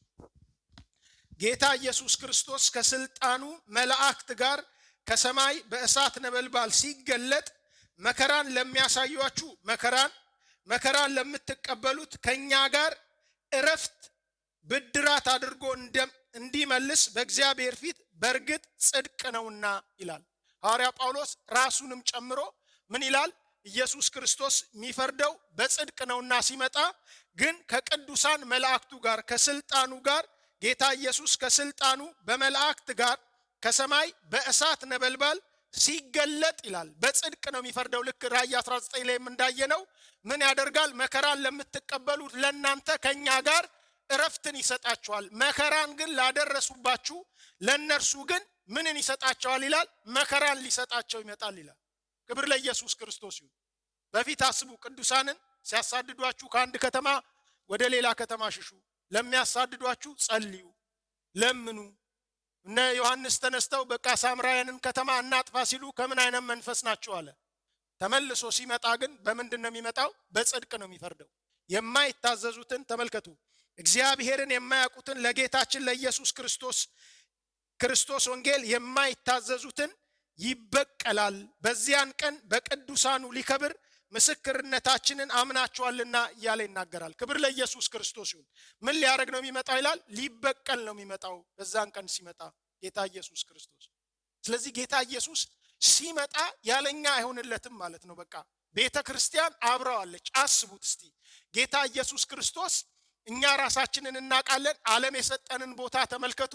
ጌታ ኢየሱስ ክርስቶስ ግን በቃ ያለኛ አይሆንለትም። ሲመጣ እኛም በነጫጭ ፈረስ ላይ ተቀምጠን ነጫጭ ልብስ ለብሰን አጅበነው የምንመጣ ነን። የነገስታት ንጉስ የሆነውን ኢየሱስን አጅበን የምንመጣ ሰዎች ነን ማለት ነው። ተመልከቱ ኢየሱስ ክርስቶስ የሰጠንን ቦታ። ኢየሱስ ክርስቶስ ዮሐንስ ወንጌል ምዕራፍ 17 ቁጥር 24 ላይ ከሚጸልየው ጸሎት አንዱ ዮሐንስ ወንጌል ምዕራፍ 17 በጣም ደስ የሚለኝ ጸሎት አለ። ዮሐንስ ወንጌል ምዕራፍ 17 ላይ ቁጥር 24 ላይ የሱን ክብር እንድናይ ይጸልይ ነበር።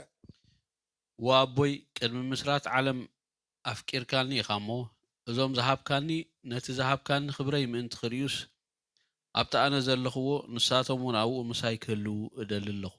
ክብር ለኢየሱስ ክርስቶስ ይሁን። አባቶይ ዓለም ሳይፈጠር ስለወደድከኝ የሰጠኸኝን ክብሬን እንዲያዩ እኔ ባለውበት የሰጠኸኝን እነርሱ ደግሞ ከኔ ጋር የሆኑ ዘንድ እወዳለሁ።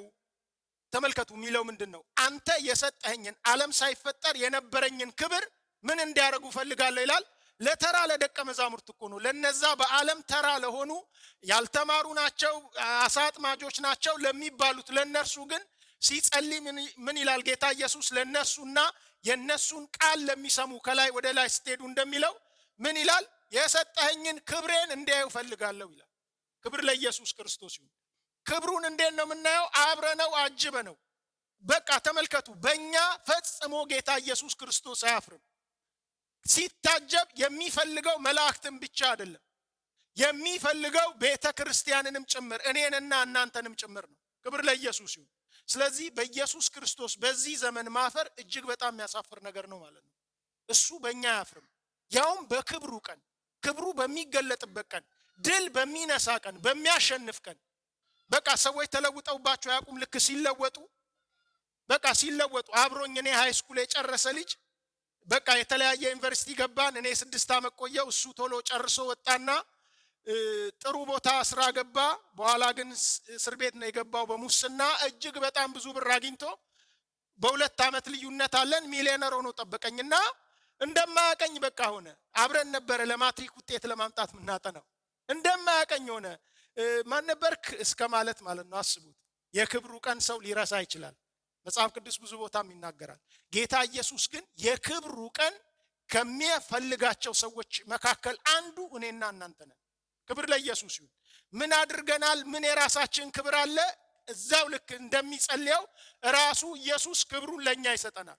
ክብሬን እንዲያዩ ፈልጋለሁ፣ ከኔ ጋር እንዲሆኑ ጸልያለሁ ብሎ የጸለየው ጸሎት ውጤት ነው። ያ ጌታ ኢየሱስ ሲመጣ ከቅዱሳን መላእክቱ ጋር አብረን እኛም አለን ማለት ነው። ክብር ለኢየሱስ ክርስቶስ ይሁን። ሲመጣ ደግሞ ልክ ለአይሁዶች በተለይ ሲነግራቸው በቃ ምን አለ? ማንም እንዳያስታችሁ ተጠንቀቁ። ሐሰተኛ ነቢያት መተው ምን ይላሉ? በበረሃ መጥቷል ኢየሱስ ክርስቶስ። በቃ በሆነ በተለየ በተከደነ ቦታ ልክ አንድ ቤት ውስጥ ተቀምጧል። በዚህ ያለ በዚህ ያለ ቢላችሁ አትመኑ አለ። ሲመጣ ልክ ኢየሱስ ክርስቶስ ለሁሉም እየታየ ነው የሚመጣው። ልክ የእናንተ የገሊላ ሰዎች በቃ ቀና ብለው ሳይው መላእክት መተው ልክ በቃ ሲሄድ እንዳያችሁት እንደዛ ተመልሶ ይመጣል አለ። ክብር ለኢየሱስ ክርስቶስ ይሁን። ልክ በቃ ሁሉም እያዩት ከዓይናቸው እንደተሰወረ ዓለም ሁሉ እያየው መጽሐፍ ቅዱስ ሲናገር የወጉት ሁሉ ሳይቀሩ እያዩት ይመጣል ይላል። ይሰቀል ይሰቀል ያሉት ሁሉ ዓለም ሁሉ እያየው ይመጣል። ክብር ለኢየሱስ ክርስቶስ ይሁን። ማቴዎስ ወንጌል ምዕራፍ 24 ላይ ሲናገር ጌታ ኢየሱስ ክርስቶስ እንዴት እንደሚመጣ አትሳቱ ሳይሆን አስቀድሜ ነግራቸዋለሁ ካለ በኋላ መብረቅ ባርቆ በቃ ልክ ከአንድ ከሰሜን ወይ እንደዚህ ባርቆ ወደዛ ልክስ እንደሚሄድ ይላል። ልክ እንደዛ የሰው ልጅ መምጣት እንደዛ አስደንጋጭ ነው። እንደዛ በፍጥነት ነው። ማንም ሊያየው በቃ ሊሰወርበት አይችልም። መብረቅ ሲመጣ አይታችሁ ከሆነ ሰማይን አናይም ብላችሁ ወደ ምድር እንኳን ብታቀረቅሩ የመብራቱ ኃይልና ፍጥነቱ ምድር ላይ ስለሚያበራ ወደ ምድር እንኳን የሚያየው ሰው ያየዋል። ስለዚህ የሚሰወር አይደለም የጌታ ኢየሱስ ክርስቶስ መምጣት። እዛው ማቴዎስ ወንጌል 24 ወደ 30 ላይ ስትመጡ የምድር ወገኖች በቃ ዋይ ዋይ ይላሉ፣ ይደነግጣሉ፣ ያለቅሳሉ፣ የሚገቡበትን ያጣሉ። በቃ ለምን? በኃይለኛ ክብር በአባቱ ክብር በሚያስደነግጥ በተለየ ክብር ጌታ ኢየሱስ ክርስቶስ ወደዚህ ምድር ላይ ይመጣል። በአህያ የሚመጣ በቃ ሌላ የዋህ ሆኖ የሚመጣ ንጉሥ የለም። ከዛ በኋላ በጽድቅ የሚፈርድ ነው። የማይታዘዙ እግዚአብሔርን ማያውቁ ለወንጌል ያልታዘዙ ወንጌልን የገፉ በዚህ ምድር ያሉ ነገስታትን ተመልከቱ። መጽሐፍ ቅዱስን እንዴት እንደሚያጣጥሉ ክርስቶስ ኢየሱስን እንዴት እንደሚያጣጥል ህዝቡ ተመልከቱ። መንግስታት ይሄንን መጽሐፍ ቅዱስ እያወቁ የሚያወጧቸውን ህግ ተመልከቱ። እነሱ በዛ ጊዜ የሚገቡበትን ቦታ ያጣሉ። በቃ ተራራም በላያችን ውደቅ ከበጉ ቁጣ አድነን ብለው ይላሉ ይላል ራእይ 6 ላይ ስትመለከቱ ወደ መጨረሻው አካባቢ ጌታ ኢየሱስ በኃይለኛ ክብር ይመጣል። ክብር ለኢየሱስ ይሁን። እኛ አብረነው የምናጅብ ሰዎች ነን። ስለዚህ በኢየሱስ ክርስቶስ አሁን ማፈር እጅግ የሚያሳፍር ነው። እሱ ለክብር ጠርቶናል። ቆላስያስ ምዕራፍ 3 ላይ ቆላስያስ ምዕራፍ 3 ሁላችንም የምናውቀው ቃል ነው። በክብር የሚገለጡት እነማን እንደሆነ ሲናገር ቆላስያስ ምዕራፍ 3 ከ1 ጀምሮ እስከ 3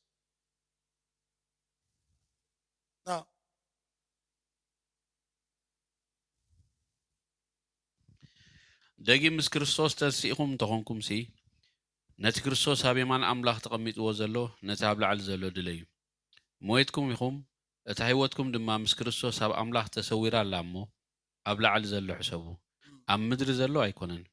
ክርስቶስ ህይወትና ምዝግለጽ ሽዑ ንስኻትኩም ምስኡ ብክብሪ ክትግለጹ ኢኹም። ክብር ለኢየሱስ ይሁን። እንግዲህ ከክርስቶስ ጋር ከተነሳችሁ ክርስቶስ በእግዚአብሔር ቀኝ ተቀምጦ ባለበት ያለውን እሹ በላይ ያለውን ይልና ቁጥር 3 ላይ ሞታችኋል፣ ህይወታችሁም በእግዚአብሔር በክርስቶስ ጋር ተሰውሯል። ህይወታችሁ የሆነ ክርስቶስ በሚገለጥበት ጊዜ በዚያ ጊዜ እናንተ ደግሞ ከእርሱ ጋር በክብር ትገለጣላችሁ ይላል። ክብር ለኢየሱስ ይሁን። በአንዳንዱ ክብር በራሱ በክርስቶስ ኢየሱስ ክብር ትገለጣላችሁ ይላል። ክብር ተመልከቱ፣ ምንድነው የሚለው? ከክርስቶስ ጋር ከሞትን ከክርስቶስ ጋር እንነሳለን። ከክርስቶስ ጋር ከተነሳን ስንነሳ ደግሞ ህይወታችን በማ ተሰውሯል ይላል? በእግዚአብሔር በቃ በሰማይ ተሰውሯል፣ በእግዚአብሔር ዘንድ ተሰውሯል። ክብር ለኢየሱስ ይሁን። መዳናችን በእጃችን አይደለም ያለው። የቤተ ክርስቲያን የክርስቶስ ኢየሱስ ያመኑት ህይወታቸው ማጋ ተሰውሯል፣ እኛ ጋር ሳይሆን እግዚአብሔር ጋር ተሰውሯል። መዳናችን የተረጋገጠ ነው። ክብር ለኢየሱስ ክርስቶስ ይሁን። ስለዚህ ጌታ ኢየሱስ ሲያድነን ድነትን በእኛ እጅ ሰጥቶን እኛ በቃ የምንጠብቀው እስከ መጨረሻ ይዘን የምንጓዘው ሳይሆን ህይወታችን እስከ ዘላለም ድረስ የተሰወረ ነው ይላል። ክብር ለኢየሱስ ክርስቶስ ይሁን። ተሰውሮ ያለ ነው። ስለዚህ ቅዱሳን በኢየሱስ ክርስቶስን ለማክበር በህይወትም ይሁን እንደገና ደግሞ በሞትም ልክ ባለፈው እንዳየነው ኢየሱስን ለማስደሰት እግዚአብሔርን ለማስደሰት መሮጥ አለብን እንጂ ለመዳናችን ልናስብ አይገባም። ህይወታችን የተሰውሯል። ከሱ ጋር ከሞትን ከተነሳን በእግዚአብሔር ቀኝ በላይ ተሰውሯል። ክብር ለኢየሱስ ይሁን። ስለዚህ ከክርስቶስ ጋር ከሞተ ሰው ከክርስቶስ ጋር ከተዋረደ ከክርስቶስ ጋር መከራን ከተቀበለ እግዚአብሔር ተመልሶ በሚመጣበት በክብሩ ቀን ጌታ ኢየሱስ ክርስቶስ በኢየሱስ ክብር አብረው ይገለጣሉ ይላል። ሰዎች በዚህ ዘመን የክርስቶስን ክብር በቃ ውርደቱን መቀበል ያልፈለጉ፣ ስለ ስሙ መሰደብን ያልፈለጉ፣ መዋረድን ያልፈለጉ፣ በስሙ የሚያፍሩ ሰዎች ኢየሱስ በክብሩ በሚመጣ ቀን አብረው በክብር አይገለጡም ማለት ነው። ስለዚህ በዚህ ዘመን በክርስቶስ ልናፍር አይገባም ማለት ነው። ክብር ለኢየሱስ ክርስቶስ ይሁን። ስለዚህ በክርስቶስ ፈጽሞ ልታፍሩ አይገባም። የክርስቶስ ነኝ፣ አዎ የክርስቶስ ነኝ ልንመሰክር ይገባል። ልናፍር አይገባም። ዮሐንስም ሲናገር ከናንተ ጋር አብሬ አለ። ዮሐንስ ራእይ ምዕራፍ 1 ላይ አብሬ ከናንተ ጋር የክርስቶስን መከራውን፣ ትዕግስቱን፣ መንግስቱን ከናንተ ጋር አብሬ የምካፈልኝ አለ። ክብር ለኢየሱስ ይሁን። መከራውን ከክርስቶስ ጋር የተቀበለ ክብሩን ከክርስቶስ ጋር ይካፈላል። ክብር ለኢየሱስ ክርስቶስ ይሁን። ወደ ራእይ 19 እንሂድ፣ ፈጠን ልበል።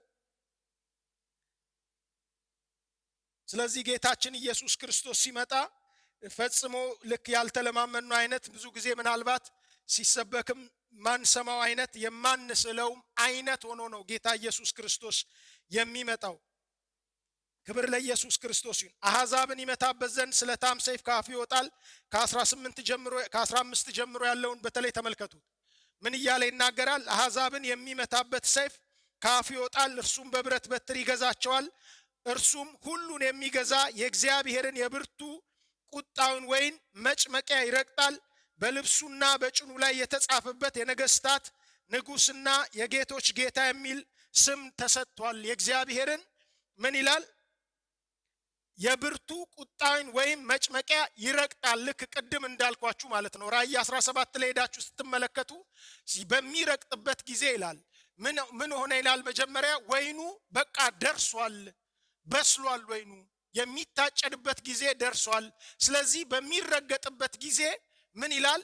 በቃ የፈረስ ልጓም ልክ ቁመቱ ማለት ነው። ፈረስ አስቡት፣ ረዘም ያለ ነው። የፈረስ ልጓም ጋር ይረግጣል። ዴብዙ ማለት ነው። በቃ ደግሞ ርቀቱ ደግሞ ያ ተረግጦ የሚወጣው ማለት ነው የነበረውን ኃጢአት አመፃ በቃ ሲያሳይ መጽሐፍ ቅዱስ ራእይ ላይ 300 ኪሎ ሜትር ይደርሳል ይላል። በቃ ያ ሁሉ ደም ማለት ነው። በቃ እግዚአብሔር ሲበቀል ኢየሱስ ክርስቶስ የእግዚአብሔርን ብርቱ ቁጣ የወይን መጭመቂያ በሚረግጥበት ጊዜ የሚወጣው እንደዚህ 300 ኪሎ ሜትር የደረሰ ዴብዙ ደግሞ ወደ የፈረስ ልጓም የሚደርስ ነው ይላል። ስለዚህ ይሄንን ሁሉ ማን ይረግጣል? ጌታ ኢየሱስ ክርስቶስ ይረግጣል ማለት ነው። ክብር ለኢየሱስ ክርስቶስ ይሁን። ያለ ኃጢአት ነው የሚታየው። ከዛ በኋላ ለኃጢአተኛ ለማይታዘዙ እድል ይሄ ሁሉ ዓመት ተሰጥቷል። ወንጌል ተሰብኳል። ራሱን አዋርዷል። እሱ ሞቷል። የእግዚአብሔርን ቁጣ በዛ ዘመን የነበረውን በራሱ ላይ አድርጎ ተዋርዷል፣ ተሰቃይቷል። ሁለተኛ ግን ሲመጣ ያለ ኃጢአት የእግዚአብሔርን በቃ ሙሉ ቁጣውን አስቡት። እግዚአብሔር የሚቆጣውን ቁጣ ሙሉ ይቀበልና ያንን ቁጣ የሰው ልጆች ላይ ይፈጽማል፣ አውሬው ላይ ይፈጽማል፣ ሰይጣን ላይ ይፈጽማል። ክብር ለኢየሱስ ክርስቶስ ይሁን። ምህረት የሚባል ነገር በዛ ዘመን አይደረግም። በዛ ዘመን አብረነ ያለ ነው።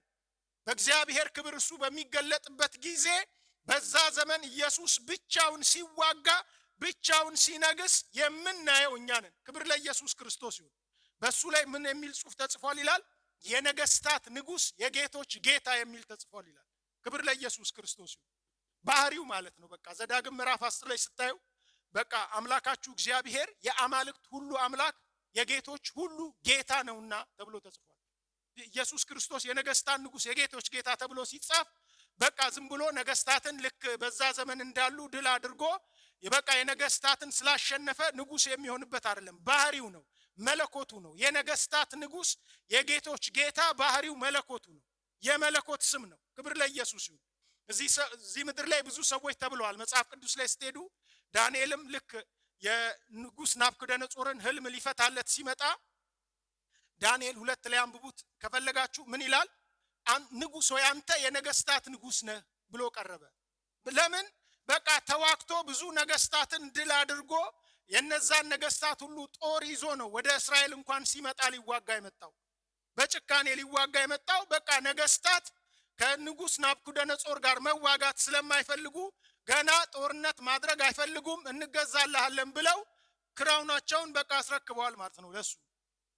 ስለዚህ የነገስታት ሁሉ ንጉስ ነው። ብዙ ነገስታቶች አሉ፣ የነሱ ንጉስ ነው ጌታ ኢየሱስ ክርስቶስ። በኋላ ግን እነ ሜዶን እነ ፋርስ ደግሞ ሲመጡ አሸንፈውት ደግሞ ከልጁ ላይ ደግሞ ያንን ነገር የነገስታት ንጉስ የተባለው አባቱም ልጁም ነበረ፣ ልጁን ደግሞ ገለውት ሌላ ደግሞ ሰው መጥቶ አሸንፎት ነገስታት ንጉስ ሆኗል። ጌታ ኢየሱስ ስላሸነፈ አይደለም፣ ቅዱሳን ነገስታት ስለሚሆኑ አይደለም። ባህሪው የነገስታት ንጉስ የጌቶች ጌታ ልክ ክርስቶስ እንደሚባለው አዳኝ እንደሚባለው የመለኮት ስም ነው ይሄ። ክብር ለኢየሱስ ክርስቶስ ይሁን። ስለዚህ የነገስታት ንጉስ የጌቶች ጌታ ራእይ 17 ላይ እዚሁ ጋር ስትመለከቱ ድል ነሳቸው ይላል። ራእይ 17 ቁጥር 4 ላይ ይመስለኛል። ራእይ 17 ላይ የነገስታት ንጉስ ቁጥር 14 ላይ እነዚህ በጉን ይወጋሉ፣ በጉም የጌቶች ጌታና የነገስታት ንጉስ ስለሆነ እነርሱን ድል ይነሳል፣ ከእነርሱም ጋር ያሉ የተጠሩና የተመረጡ የታመኑ ደግሞ ድል ይነሳሉ ይላል። ክብር ለኢየሱስ ይሁን። እዚአቶም ምስ ገንሸል ክዋጉ እዮም፣ እቲ ገንሸል ግና ጎይታ ጎይቶትን ንጉስ ነገስታትን ይሞ ክስዕሮም። ክብር ለኢየሱስ ክርስቶስ ይሁን። ምን ይላል? ልክ እንደነ ናቡከደነጾር አሸንፎ ሳይሆን የነገስታት ንጉስ የሆነው የነገስታት ንጉስ የጌቶች ጌታ ስለሆነ ድል ነሳቸው ይላል። ስለሆነ ክብር ለኢየሱስ ይሁን። ስለዚህ አሸንፎ ሳይሆን ተራ ነገር ነው ማለት ነው ለኢየሱስ ክርስቶስ። እነዚህን ሰዎች ልክ አሸንፎ የነገስታት ንጉስ መሆን እንደዚህ ዓለም ነው ማለት ነው። የሚሸነፉ ናቸው፣ አፈር ናቸው፣ የፈጠራቸው ነው። ኢቭን ራሱ ያነገሳቸው ሰዎች ነበሩ፣ የሰበሰባቸው ሰዎች ናቸው። ስለዚህ የነገስታት ንጉስ የጌቶች ጌታ ስለሆነ ድል ነሳቸው ይላል። ክብር ለኢየሱስ ይሁን። ስለዚህ ስለኛ ሲናገር ምን ይላል? አብረው እነዚህ ምን ያደርጋሉ ይላል? የሚከተሉት ቅዱሳን አብረው ምን ያደርጋሉ? ይነግሳሉ ይላል። ክብር ለኢየሱስ ክርስቶስ ይሁን። ስለዚህ በኢየሱስ ክርስቶስ እንድናጅበው ሳይሆን ብቻ ይሄ ኢየሱስ ክርስቶስ ስንመጣ ነገስታቶች ሊያደርገን ነው የሚመጣው ማለት ነው። ክብር ለኢየሱስ ክርስቶስ ይሁን። ሁሉም ኪንግደም ለኢየሱስ ክርስቶስ ይሰግዳል። መንግስታት በ1000 ዓመት ለኢየሱስ ክርስቶስ ይሰግዳሉ። ወደ ኢየሩሳሌም ይመጣሉ። በቃ ወደ ያዕቆብ ቤት እንሂድ ያስተምረናል እያሉ ዓለም ሁሉ ወደ ማን ይመጣል? የአረቡን ዓለም አስቡት። ኢየሱስ ክርስቶስን ምን ስም እንደሚሰጡት አስቡት። የነገስታት ንጉስ የጌቶች ጌታ ስለሆነ የግዳቸው እነሱም ይገዛሉ፣ ሰይጣን እስኪፈታ ድረስ ከስራቱ። ወደው ሳይሆን ተገደው ይገዛሉ። ሌሎች የቀሩትን አስቡ። እዚሁ ራእይ 19 ላይ የሚለው እንደዚህ ይላል። በፈረሱ ላይ የተቀመጠው ነው። ቁጥር 17 ላይ አንድ መልአክም በፀሐይ ውስጥ ቆሞ አየው፣ በሰማይ መካከል ለሚበሩ ወፎች ሁሉ መታችሁ የነገስታትን ስጋና የሻለቆችን ስጋ፣ የብርቶችን ስጋ፣ የፈረሶችንም በእነርሱ ላይ የተቀመጡትን ስጋ፣ የጌቶችንና የባሪያዎችንም የታናናሾችንና የታላላቆችን ስጋ ሁሉ እንድትበሉ ወደ ታላቁ ወደ እግዚአብሔር ራት ተከማቹ ብሎ በታላቅ ድምፅ ጮኸ ይላል። ክብር ለኢየሱስ ክርስቶስ ይሁን። አስቡ፣ ምንድነው የሚደረገው? የበጉ ሰርግ የሚባል ነበር እዛው ጋር። አሁን ደግሞ ምን አይነት ራት ይጋበዛሉ? የሰማይ ወፎች። ይሄ ነገር ሊትራልም ነው፣ በኋላ የሚፈጸም ነው። ኢየሩሳሌምን ልክ የኤፍራጥስ ወንዝ ከደረቀ በኋላ ነገስታትን ጦር ሁሉ ተከማችቶ ወደ እስራኤል የሚመጣው ጦር፣ ኢየሩሳሌምን ለጊዜው የሚቆጣጠረው ጦር፣ ያ ሁሉ ጦር ከአፉ ሰይፍ በሚወጣው በኢየሱስ ክርስቶስ የሚሞቱ ናቸው። የሚመሯቸው ነገስታቶች እነዚህ ሁሉ በአፉ ከሚወጣው ሰይፍ የተነሳ የሚሞቱ ስለሆነ መጽሐፍ ቅዱስ ስለ እስራኤላውያን ሲናገር ያንን ለመቅበር በጣም ብዙ ጊዜ ይፈጅባቸዋል ይላል መጽሐፍ ቅዱስ ሲናገር። ሊትራሊ ወፎች ተሰብስበው ምን ያደርጋሉ ማለት ነው? ስጋቸውን ይበላሉ ማለት ነው። ስለዚህ መልአክ ምን አደረገ ማለት ነው? የራት ግብዣ አደረገላቸው ለነሱ። ክብር ለኢየሱስ ክርስቶስ ይሁን። ስለዚህ የጦርነቱ አንዱ ውጤት ምንድነው? እነዚህ ነገስታት ያ ሁሉ ጦር ተከማችቶ የሚመጣው አስቡት። በአንዳንዶች ሲናገሩ ከ200 ሚሊዮን በላይ ጦር፣ እንደዚህ አይነት ጦር ተሰብስቦ አንድ ትልቅ አገርን የሚበልጥ ማለት ነው። አስቡ፣ ወደ 200 ሚሊዮን የናይጄሪያን ህዝብ ሁሉ ምናምን የሚያክል ጦር ማለት ነው። ያ ሁሉ ጦር እስራኤል ውስጥ በቃ መቆሚያ መሁላ ሚያጣም ይመስል ያ ሁሉ ከአፉ ሰይፍ፣ ሌላ የሚዋጋ ኃይል የለም። መላእክት አይዋጉም፣ ቅዱሳን አይዋጉም። በአፉ ከሚወጣው ሰይፍ የተነሳ ሊትራሊ ይሞታሉ ማለት ነው። ክብር ለኢየሱስ ክርስቶስ ይሁን። ኢየሱስ ክርስቶስ ጌታ ነው። ኢየሱስ የነገስታት ንጉስ፣ የጌቶች ጌታ ነው። ሲመጣ ኢየሱስ እንደዛ ነው የሚመጣው። ሌላ የጦርነቱ ውጤት ተመልከቱ። ምን ይላል? አውሬው ተያዘ ይላል። በእርሱም ፊት ተአምር እያደረገ የአውሬውን ምልክት የተቀበሉትንም ለምስሉ የሰገዱትን ያሳተ ሐሰተኛው ነቢይ ከእርሱ ጋር ተያዘ። ሁለቱም በሕይወት ሳሉ በዲን ወደሚቃጠል ወደ እሳት ባህር ውስጥ ተጣሉ ይላል። አንዱ ደግሞ የጦርነቱ ውጤት እነዚህ ወታደሮች፣ እነዚህ መሪዎች ያከማቹት፣ ያሰቡት፣ ያቀዱት ብቻ መሞት ሳይሆን ሐሰተኛው ራእይ 13 ላይ እንዳያችሁት ሐሰተኛውን ክርስቶስ አውሬ የተባለውን ከባህር ውስጥ የሚወጣ አውሬ የተባለውን እሱንና ከምድር ውስጥ ወጣ የተባለውን ሐሰተኛውን ደግሞ ለሱ እየሄደ ዓለምን ሁሉ የሚያሳምን አንድ የሃይማኖት ሰው ወይ አይሁዳዊ ነው ወይ ደግሞ አንድ ፖፕ ነው። ብዙ ጊዜ ሲናገሩ የካቶሊክ ፖፕ ነው ብለው ይላሉ አስተማሪዎች። ብቻ እነዚህ ምን ተደረጉ ይላል? ሰዎች ናቸው። በአውሬው ስልጣን ነው የሚሰራው ሐሰተኛው ክርስቶስ፣ በዲያብሎስ ማለት ነው። ይሄ ሐሰተኛው ነቢይ ደግሞ በአውሬው ስልጣን ነው የሚሰራው። በህይወት እያሉ ተይዘው ወደ ምን ገቡ ይላል? ወደ እሳት ባህር ተጣሉ ይላል። ወደ ዲን ተጣሉ ይላል። ስለዚህ ማንም ሰው የእሳት ባህር ውስጥ ገሃነመ እሳት የሚባለው ውስጥ ሳይገቡ ለመጀመሪያ ጊዜ የሚገቡት እነማን ናቸው ማለት ነው? ሐሰተኛው ክርስቶስና ሐሰተኛው ነቢይ ተብሎ የተጻፈው በህይወት ተይዘው ምን ተደረጉ ይላል? ወደ እሳት ባህር ገቡ። አስቡ፣ አውሬውን የሚመስል ማንም የለም ተብሎ ዓለም ሁሉ የተገዛለት፣ ዓለም ሁሉ የሚፈራው፣ ዓለም ሁሉ እነዚህ ተመልከቱ፣ አስቡ። በቃ ለጂኦፖለቲክስ ተብሎ ይሄ ሁሉ አሜሪካ እነ ራሻን እነ ቻይና ያላቸውን አቅም አስቡ። አውሮፓ ዩኒየን እነዚህ ሁሉ የሚንቀጠቀጡለት የሚገዙለት፣ እነዚህ ሁሉ እንደፈለክ አርግ ብለው ስልጣናቸውን የሰጡት ሰውዬ ማለት ነው። ሊትራል አንድ ሰው ማለት ነው። እሱን ደግሞ የሚያገለግለው ሐሰተኛ ተአምር የሚያደርግ ኢየሱስ። ምክንያቱም እሱ ሲመጣ ራሱ የሚቀመጠው በነጭ ፈረስ ላይ ነው። ኢየሱስን ለመምሰል ሁሉንም ነገር ሁሉንም ትግል ያደርጋል። ኢየሱስን ለመምሰል ማለት ነው ሐሰተኛው ክርስቶስ፣ በተለይ አይሁዶችን ለማሳመን። ሐሰተኛው ነቢይ ደግሞ እሱ ክርስቶስ ነው ለማለት ማንኛውንም ተአምር ያደርጋል በዚህ ምድር በአጋንንት ኃይል ማለት ነው። ስለዚህ እነዚህ ሁለቱ ሰዎች ተይዘው በህይወት እያሉ ወደ ገቡ ይላል? ወደ እሳት ባህር ውስጥ፣ ወደ ገሃነመ እሳት ውስጥ ተጣሉ ይላል። ስለዚህ ተመልከቱ፣ ወታደሮቹ እነዛ ሁሉ ሊትራል ያለቁ። አውሬው ተያዘ፣ ሐሰተኛው ተያዘ።